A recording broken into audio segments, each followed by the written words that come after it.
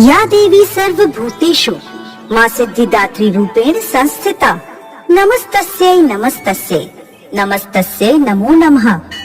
अर्थात हे माँ सर्वत्र विराजमान और माँ सिद्धिदात्री के रूप में प्रसिद्ध अम्बे, आपको मेरा बारंबार प्रणाम है या मैं आपको बारंबार प्रणाम करता हूँ। हे माँ मुझे अपनी कृपा का पात्र बनाओ। नमस्कार दोस्तों, माँ दुर्गा की 9वीं शक्ति का नाम सिद्धिदात्री है। ये सभी प्रकार की सिद्धियों को देने वाली है। नवरात्रि पूजन के 9वें दिन उनकी उपासना की जाती है। इस दिन शास्त्रीय विधि विधान और पूर्ण निष्ठा के साथ साधना करने वाले साधक को सभी सिद्धियों की प्राप्ति हो जाती है। सृष्टि में कुछ भी उसके लिए अगम्य नहीं रह जाता। ब्रह्मांड पर पूर्ण विजय प्राप्त करने की सामर्थ्य उसमें आ जाती है।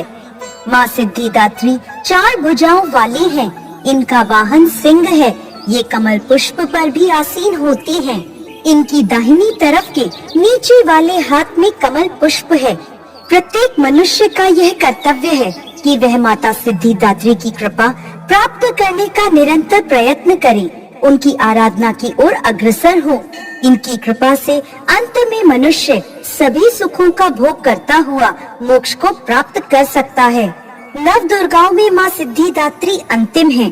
अन्य 8 दुर्गाओं की पूजा उपासना शास्त्रीय विधि विधान के अनुसार करते हुए भक्त दुर्गा पूजा के 9वें दिन इनकी उपासना में प्रवृत्त होता है।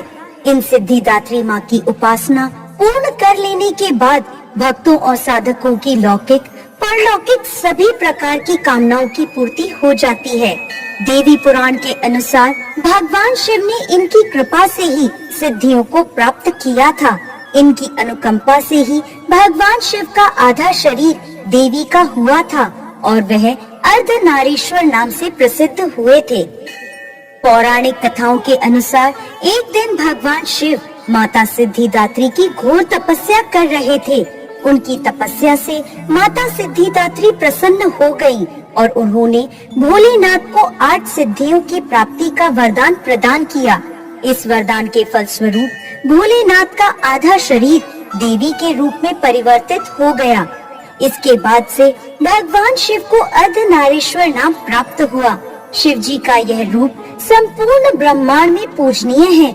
धरती पर जब अनेक राक्षसों का जन्म होने लगा था, ऋषि मुनि तथा सज्जन लोगों का पृथ्वी पर निवास करना मुश्किल हो रहा था। इसी बीच जब पृथ्वी पर महिषासुर नामक दैत्य के अत्याचार की अति हो गई, तब उस दानव के अंत हेतु सभी देवतागण भगवान शिव तथा विष्णु जी से सहायता लेने पहुँचे। उस दानव के अंत के लिए सभी देवताओं ने तेज उत्पन्न किया, जिसके जरिए माँ सिद्धिदात्री की उत्पत्ति हुई। धार्मिक मान्यताओं के अनुसार 2 से 10 वर्ष तक की कन्या में माँ दुर्गा साक्षात वास करती हैं। इस तरह माँ सिद्धिदात्री की पूजा अर्चना करने से माता जल्द प्रसन्न होती हैं और भक्तों की सभी मनोकामनाएं पूर्ण करती हैं।